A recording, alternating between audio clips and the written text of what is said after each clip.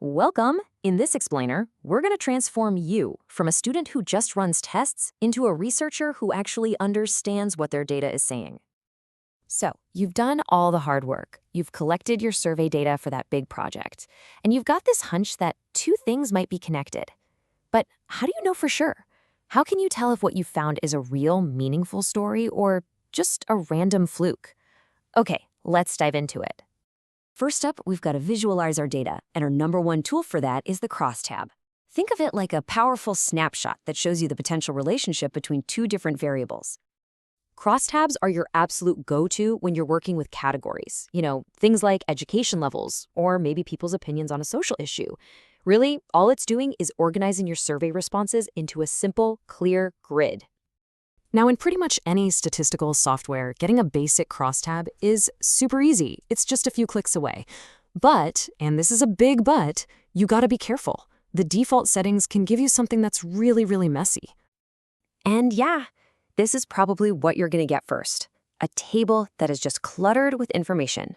I mean, look at this thing. You've got counts, row percentages, column percentages. It is way too much. But don't worry, we're gonna fix this right now. Okay, here's the single most important tip for making your crosstabs make sense. Simplify. You only want to show the raw counts and the column percentages. So why columns? Well, usually your independent variable, that's the thing you think is causing a change, goes in the columns. This setup makes it so much easier to compare how your other variable changes across each of those groups. And bam! What a difference, right? Look how clean this is. Now the story that the data is telling just pops right out at you. We can easily scan right down the columns and see what's going on.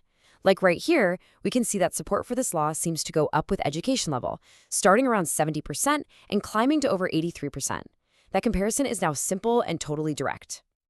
All right, so our crosstab shows a difference. We can see it, but the big question is that difference statistically significant? Is it real?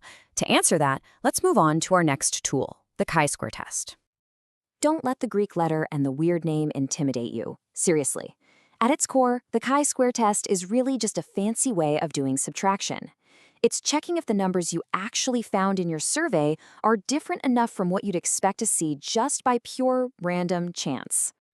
And this is the magic number you're hunting for, the p-value. In most of the social sciences, the golden rule is a p-value of less than 0.05. If you get that, it means there's less than a 5% chance your result is just a random fluke. And when that happens, you get to call it statistically significant. But, and I can't stress this enough, statistically significant does not automatically mean important. The chi-square test has some big limitations, and if you ignore them, you're gonna make some classic rookie mistakes. For instance, if you have a huge data set, almost any tiny, totally meaningless difference can show up as significant. We've got to be smarter than the test. And that brings us to the 3 pillars of professional interpretation. To really, truly understand your findings and to write about them like a pro, you have to look at direction, magnitude, and significance, all together. Let's break these down. Just think of them as 3 essential questions you have to answer. First, direction. Which way is this relationship going? Second, magnitude. How big of a deal is this? Is it a massive seismic shift or just a tiny little tremor? And third, significance. Can we actually be confident that this effect we found isn't just a weird quirk of our little sample? Okay, here's trap number 1, focusing only on the direction.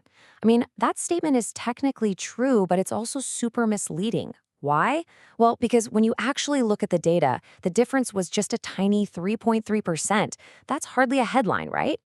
And here we go, trap number 2, just reporting the magnitude.